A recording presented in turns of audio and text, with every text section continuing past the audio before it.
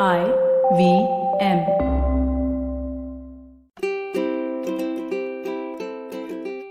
Hello and welcome to the Habit Coach podcast. I am Ashdin Doctor, your habit coach, and today we're going to be talking about one of my most favorite things in the world, coffee.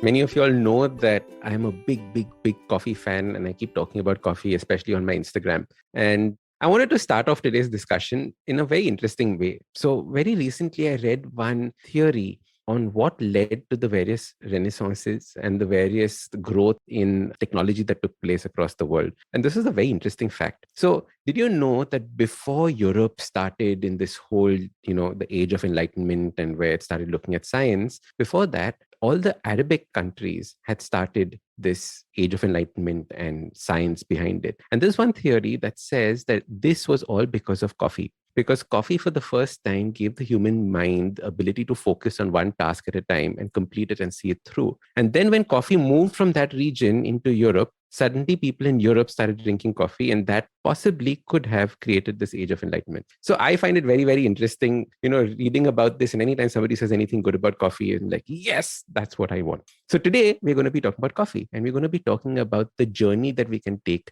with our coffee. And today with us, we have a guest, Lakshmi Dasaka. Welcome to the Habit Coach podcast. Thank you so much, Ashton. And lovely to see you talking about coffee at the outset.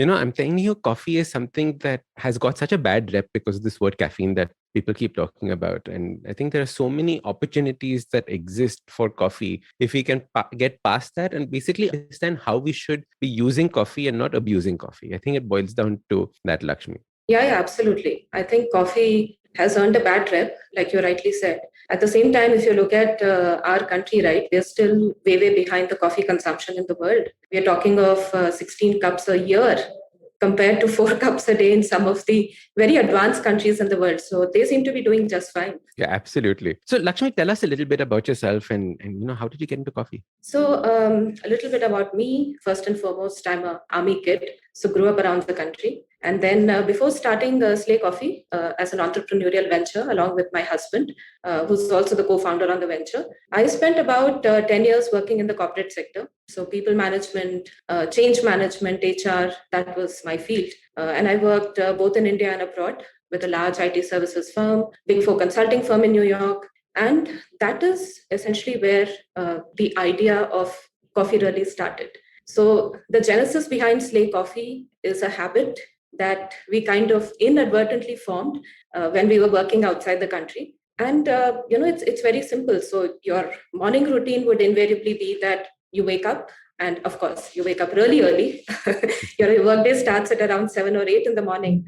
And on your way to work, you pick up a cup of coffee and you walk it out. You take the public transport, you get to work, you put your cup of coffee down, take a sip, open your laptop, and you get to work. So that was inadvertently a routine or a habit that we kind of formed. And we moved back to India in about 2014 with that we wanted to come back and do something here. And it seemed like, coffee as a space in 2014, we're still talking of Starbucks had just about opened their first outlet in the country. And getting a good cup of coffee meant sitting there for an hour or two. And, the third place was just about getting introduced. So that's where the coffee scene was when we came into the country. And, we said, how do we get to the habit of walking with our cup of coffee? So that's essentially how Slay started. So that was the genesis of how you thought about starting Slay and yeah, and it's a habit. It's a habit, and that's what pushed it. It's so interesting when you think back at how we started with coffee. Since you were talking about Starbucks, my experiences with coffee were back when barista had just come to Right. Bombay. Baristas and the coffee days, yeah. Correct. And no, this was before coffee day. Barista when I was in college. So there was a barista right next to my college, and that's where all the dates used to happen, and you used to go meet your friends there. Yeah. And then it became the place to hang out. At that point of time, it was never coffee as the idea. It was the location.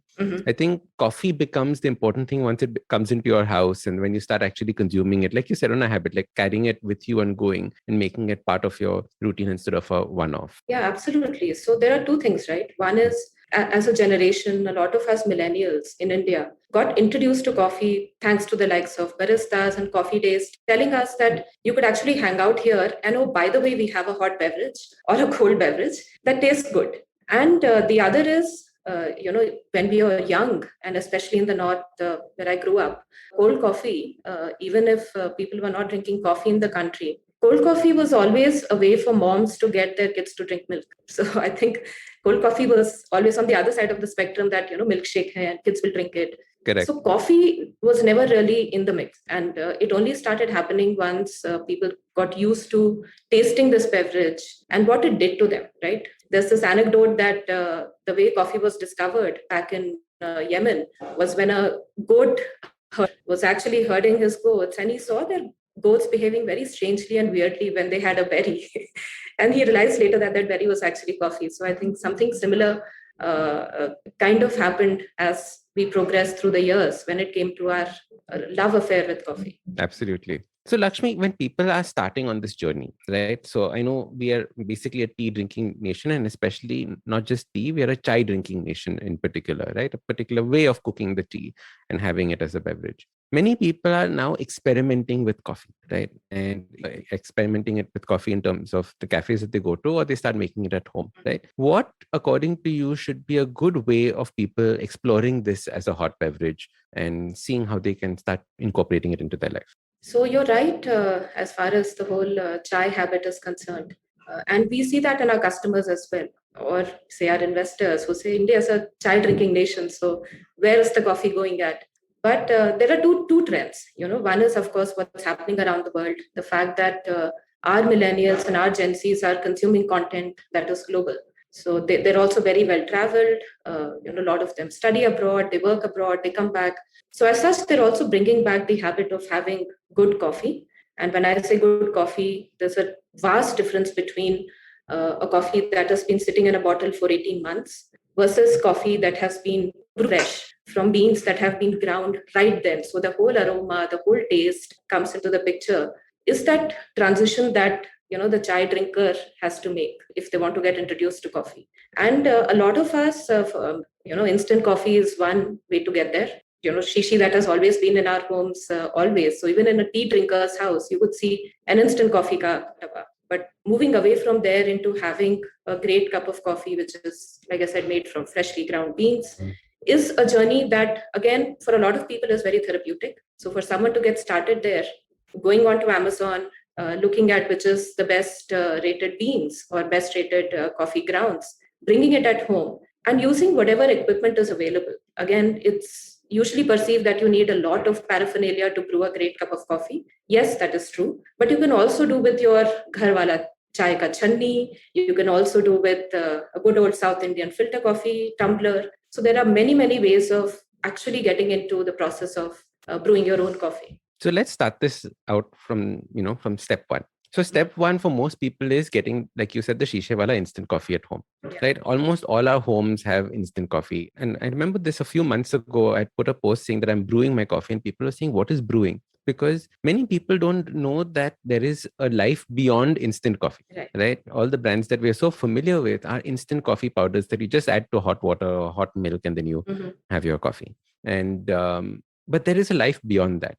So how would you stay as, okay, next step is, if you like coffee and if you want to grow this as something that you're doing, instead of sitting and having instant coffee, maybe this is an option. Actually, you know what, Lakshmi, before that, why not instant coffee? So there's no reason not to have instant coffee. And in fact, a lot of brands are doing great work as far as reinventing instant coffee is concerned. Okay. So traditionally, instant coffee, was made using a very different method, which essentially extracted all the aroma, it extracted all the caffeine content out of it, and all it remained was a coffee flavored powder. And the companies had to do it because there was a certain price point they had to meet. The single serve sachet could not be priced more than a certain price point, right? 1 rupee, 2 rupee. And it was essentially meant for the larger world. Now, there are a lot of brands, including what we do, where you look at instant coffee itself as another step where you can use a different method. It's called freeze dry technology. So you actually take the coffee, you take the entire extract of the coffee, and you freeze dry it. So the aroma gets retained, the caffeine content gets retained, and what you end up getting is a different flavor and a rich aroma coffee. So instant coffee per se is not bad. Instant coffee has its place. At the same time, the next step from instant coffee would be to look at freshly brewed coffee, which means that you use coffee powder, you use an equipment, you use hot water or cold water, and you extract this warm or cold black liquid, and then you mix it with a mixer of your choice, could be water, could be milk. So, that I would say would be the step to getting away from instant, while instant itself is not bad. Okay. It has a great convenience angle to it. So one is that you got your instant coffees, you can probably upgrade to a better quality coffee, like you're saying, Yes. freeze-dried coffee. Yeah. If you want to get a little bit more fancy, you can go and get freshly ground coffee, like you were saying. Mm-hmm. So you can get this on various stores online. Now, guide us through what are the various kinds of things that you can choose from. So I know there is roast quality, there's grind quality. What are all those that people should keep a track on when selecting their coffee or the grounds that they want to buy? So coffee grounds, essentially, if you look at the process of how the coffee is converted from a cherry to the roasted coffee that sits in our homes, the step before roasting is essentially green coffee, right? And it's the quality of green coffee, where it is grown, at what altitude, what kind of soil conditions, that essentially determines the profile of the green coffee. Next comes the roasting. So roasting is where the green coffee gets converted into the brown coffee beans that we see. It gives it the aroma, it gives it the flavor profile, whether you roast it dark, you roast it medium, you roast it light. It all lends itself to the flavor, the aroma, in some cases the caffeine content as well of the coffee. Now, how do you kind of choose the coffee or the right grind size? I'll say it's very, very simple. Firstly, it's not fancy at all. It's the right way to have a great cup of coffee. Just like, you would say as a chai drinker, there's a world of difference between using patti and using dip wala coffee, tea. So it's the same thing. If you want to use chai patti, the equivalent of coffee in that case is coffee grounds, which is coffee powder. The grind size, essentially, if somebody were to just start off, they should not worry too much.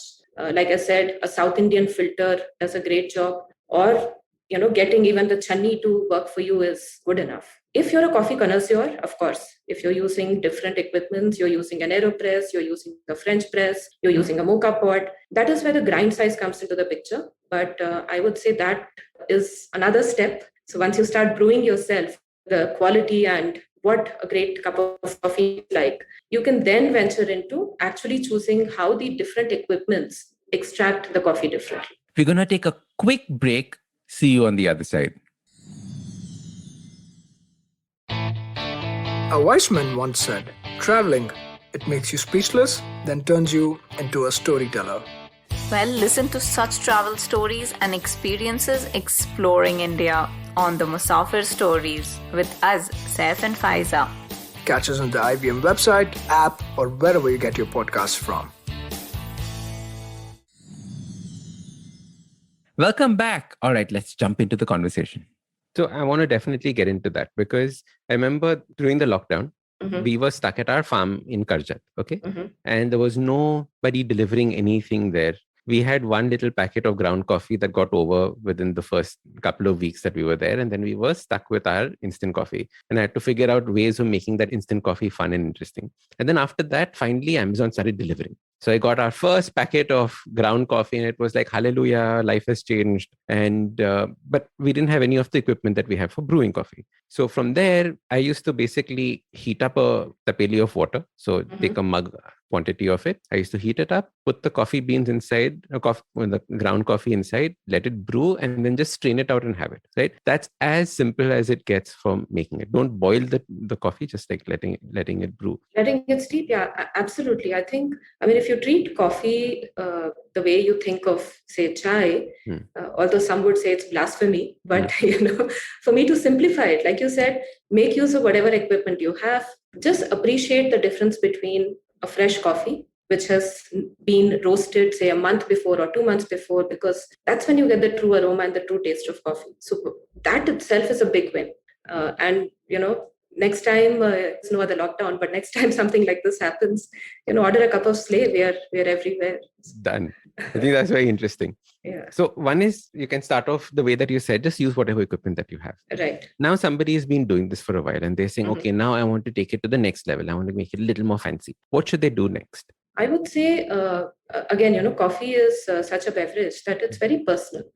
The kind of roast profile I like, or the kind of intensity of the coffee that I like, the kind of extract of the brew itself that I like could be very different from, your choice and preferences.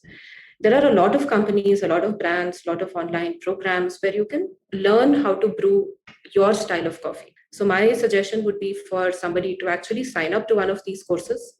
They don't take very long, 7 to 8 hours. They help you understand, essentially. It's like wine, right? There's a wine for every different occasion and every different palate.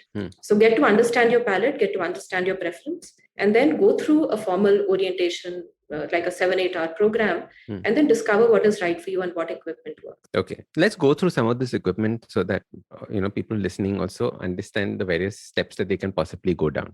So I think what would be the first equipment that would be the most accessible for people to get? Would it be a French press or would it be a Mocha Pot? I would say it's the South Indian filter tumbler, first and foremost.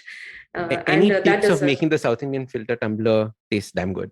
No, I think, this is a science that's been perfected by a lot of people down south. So there's a certain proportion of the coffee grounds and the water and the temperature of the water. It has to be at almost at boiling point, and you let it steep for about 10-15 minutes. So a good South Indian filter itself, you take, say, 1 or 2 scoops of 2 tablespoons of coffee powder, fill up the tumbler up to the brim, let it sit for 10-15 minutes, and your bottom wala part will have freshly extracted brew ready. So that is the easiest way to get started, also because it's very accessible. It doesn't cost too much. A good South Indian tumbler, good filter tumbler would cost you anywhere from $100 to $300. So it's a good way to get started. And then, of course, the next would be a French press. Would you look at brewing normal coffee also in your South Indian tumbler, or would you only stick to the South Indian coffee with the chicory? No, you can brew any coffee in the South Indian tumbler. Again, it's the grind size. So if you're able to get like an espresso grind size, which works well for most of the South Indian filter makers, you can brew any coffee in it, because the process is very simple. It's coffee grounds getting steeped in hot water and the brew getting extracted. So long as the right grind size is there, you can use it for any coffee.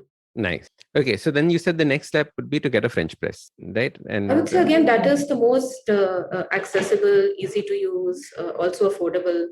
There are a lot of other equipments as well, but between it requiring a certain kind of know-how of using the price point at which they operate, most accessible equipment. And yes, your good old ease of use. I think French presses are the easiest to use as well. Yeah, absolutely. Again, the technology is very simple, right? You describe it to us. So you put your coffee grounds, again, depending upon how many cups that you want to make. There's a certain measure. You put the coffee ground. You pour hot water at boiling temperature almost, and then there is this contraption on the top. So you press it down after a couple of minutes, and the brew gets extracted onto the top, and the grounds remain at the bottom. So it's a very simple to use equipment, very easy to carry, very portable. If you're somebody who likes making your coffee yourself, it's something that you can take anywhere. There is also a lot of new companies. They're also trying to solve this problem of having fresh coffee without any equipment, even if you're not at home. So the latest trend now is pour over bags.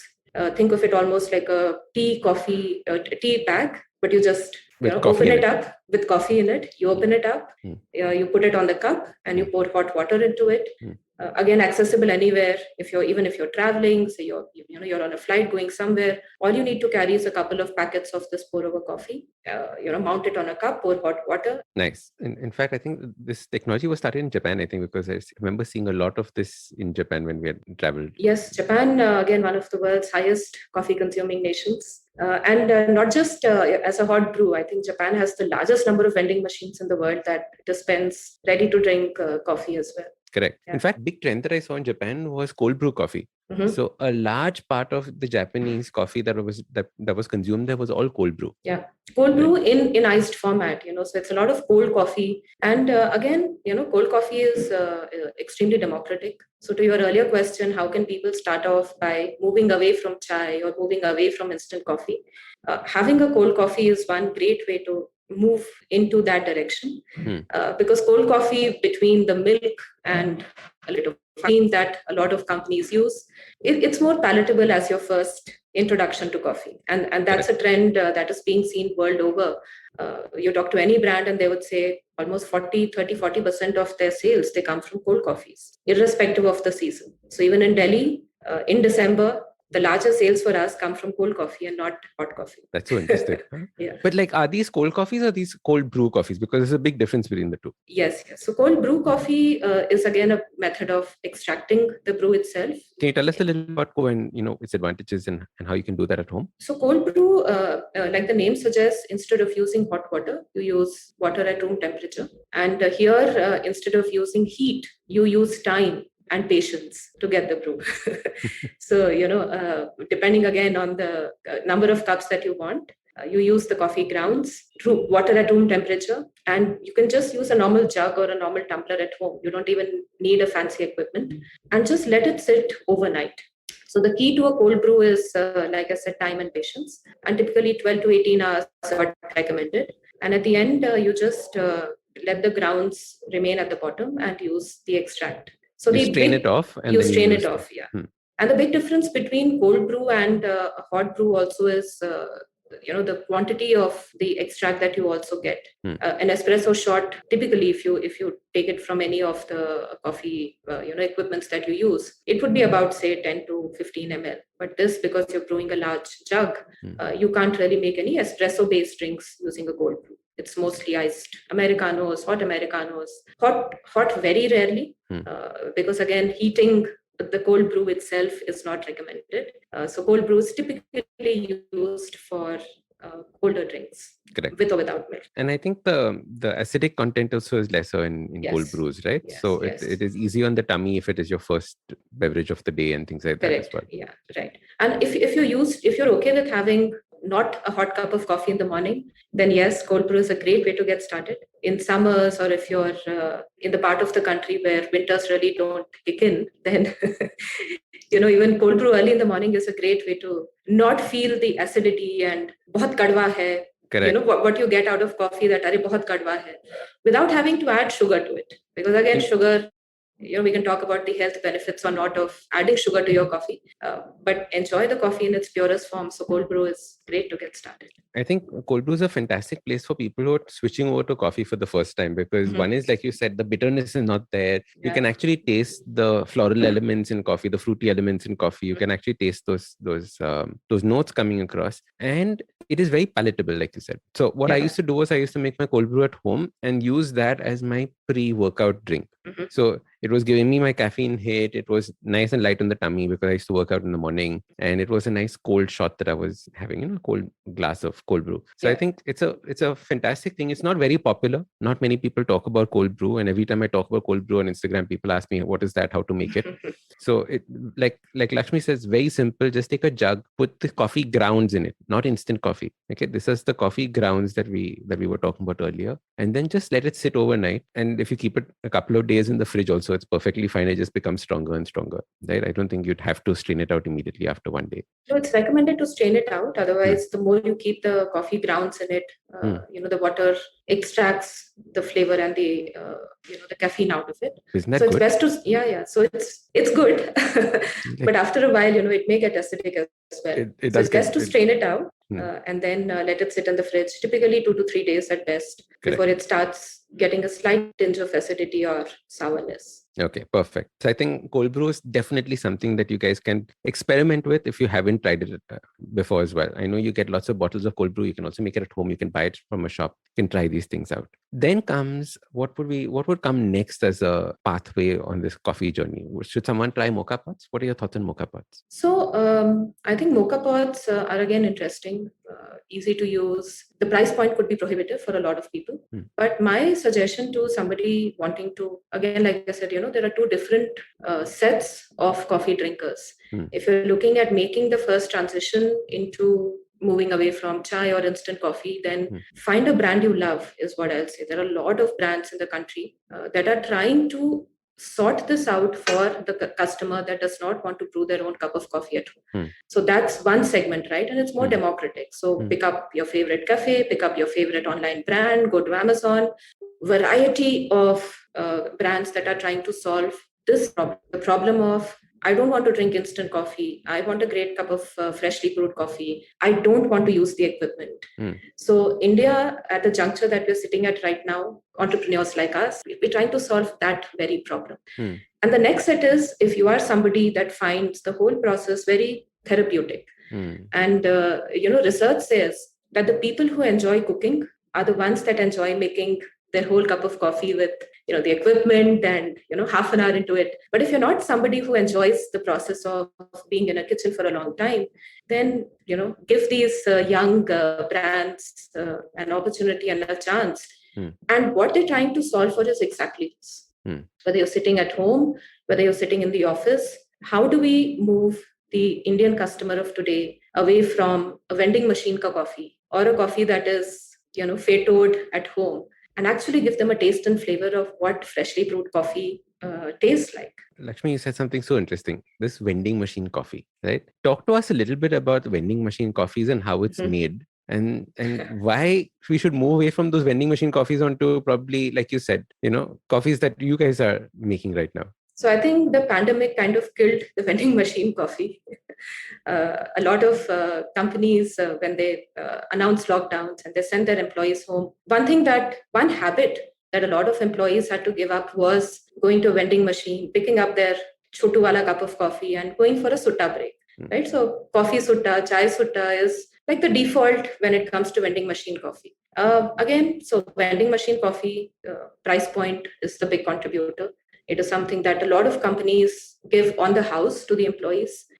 So it's mostly, coffee powder with powdered milk that is mixed together in the machine, and what you get either with milk or without milk. But it's not definitely the freshest between the milk powder and the coffee, powder itself that's been sitting.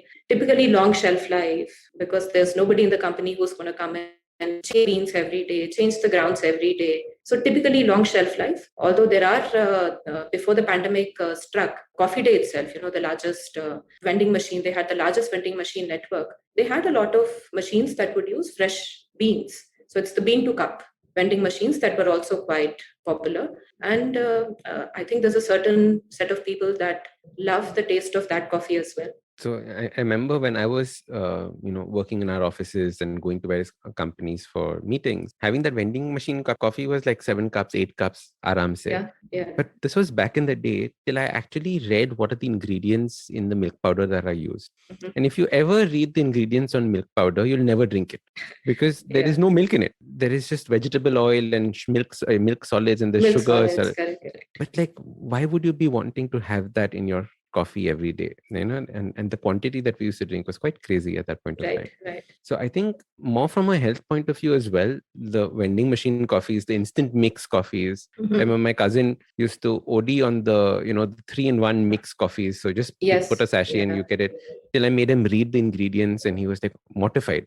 This is not what we want from the kind of quality that we're looking at. So I think it's so important to realize the quality of the ingredients that go into making something that A, either you are passionate about, or B, you're making a habit about and having it every day. You Absolutely. have to be particular about these things. Yeah. I think there's a whole movement. Again, speaking like a mom, there's a whole new movement around looking at the back of the label, whether it's milk powder, whether it's coffee, whether it's your packet of chips, whether it's your dishwasher liquid. It's not just edible products, but even non-edible products. Yeah, face creams, for example. Face creams, And so the movement is just turn to the back of the label and read the ingredients.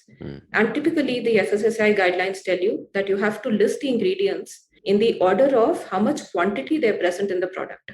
So if, for example, your back of the label, the first ingredient is sugar, that's what is there in your product. So correct. That's a big red flag right there, because it's not milk powder, it's sugar. It's sugar, correct. It's actually sugar, vegetable oils, and then I think milk powder, right? So if milk powder is coming towards the end, then that's probably, not probably, that is found in the product, and rest all are in higher quantities. Correct. So not just for coffee, not just for milk powder, but I would say the whole habit of just turning to the back of the label and reading it and educating yourself, educating people around you will have a huge difference in our consumption habits. And guys, it breaks my heart to say this about milk powder, quite honestly, because I used to be the person who in an aircraft would ask for 3 sachets of milk powder, put one in the coffee and then eat the other 2 because I love the taste of milk powder. And now you know why, because probably it's just all sugar right there. It's all sugar, yes. It's all sugar. Yeah, so the I used fast to food do industry between sugar and salt, Hmm. that's what leads to half of the addiction. Sugar, salt, vegetable oils. It's crazy. That's all we're eating. Lovely. How can people stay in touch with you? How can people ask you questions, follow what you guys are doing, and be a part of the journey that you're on? We're pretty active on social media. So both on Twitter and Instagram. Drink Slay Coffee is the handle, where you can reach out to all of us. Our team is pretty active there. And for me, if you want to reach out to me personally, then, I'm not that much on Twitter, but I leave my Twitter handle as well with you guys. Okay, lovely. Do you all do coffee workshops and things like that? Are you all doing any of those kinds of things as well? Yes, we do, but mostly online. Okay. So again, looking at how do we democratize coffee? So how do we make education democratic as well? We conduct a lot of online workshops, something that were very popular during the pandemic. We are starting them again. Slay.coffee is our website. So you can keep checking our latest coffee workshops on the website, also on the social media. Lovely. Lakshmi, thank you so much for coming on the Habit Coach podcast and having this chat with us. Thank you, Ashdin. It was lovely speaking with you and talking about both of us love equally coffee. Yay. And you have to start having more coffee, okay? Yes, of course. Cultivate good habits. Cultivate good habits. Lovely. All right. So that was Lakshmi talking about ways in which that we can start thinking about coffee. It's one of my favorite things, as you can clearly see in the episode. Don't forget to join us for part 2 on Thursday. And we're going to discuss in detail on the various kinds of coffee that you can start thinking about, start drinking, how to start thinking about caffeine, and when to start, thinking about caffeine as an addiction versus something that is good for you. So start these habits and share with us your progress using the hashtag TheHabitCoach. If you like this podcast, don't forget to check out other interesting podcasts on the IVM network. You can listen to us on the IVM Podcast app or ivmpodcast.com.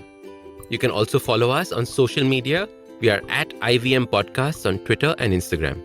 If you want to reach out to me, I am Ashdin Doc on Twitter and Instagram. You can find lots more information on my website, awesome180.com, or check out different content on my YouTube channel called AWESOME180. That's Awesome180. Hey everybody, it's been another great week on the IVM Podcast Network. On The Habit Coach, Ashdin talks to Garima Pandey. She is the co-founder of Wandering Jane. They discuss solo travel and how it's perceived. Does the story of a fake lawyer on the run sound interesting to you? Then definitely tune into Misconduct. Raghavi and Nisha discuss the story of Ceci Xavier. On KBCD, Farhad and Sunitru discuss how sometimes people don't feel inclined towards sex, some possible causes, and how it's okay to feel so occasionally. On Press Decode, Sarah and Prafula are joined by author and journalist Sandeep Roy. They discuss the no stags policy that many bars and restaurants follow across the country. Do check out Hansvani, the story Tirthathan talks to us about the aspiration and challenges of widowed women.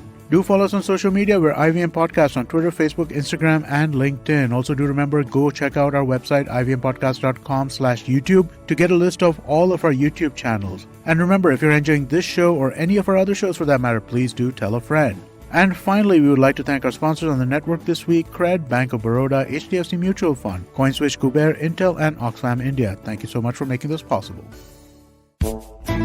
पेश खिदमत है आपकी शान में हमारे अंजुमन से. Hi, I am Sadaf. And I'm Arshit. खाने का इतिहास, economics, policy, psychology, सब है मेन्यू पे. Only on the Nankali podcast every Wednesday. सिर्फ IVM podcast app या वेबसाइट पर या फिर जहां से भी आप अपने पॉडकास्ट सुनते हो.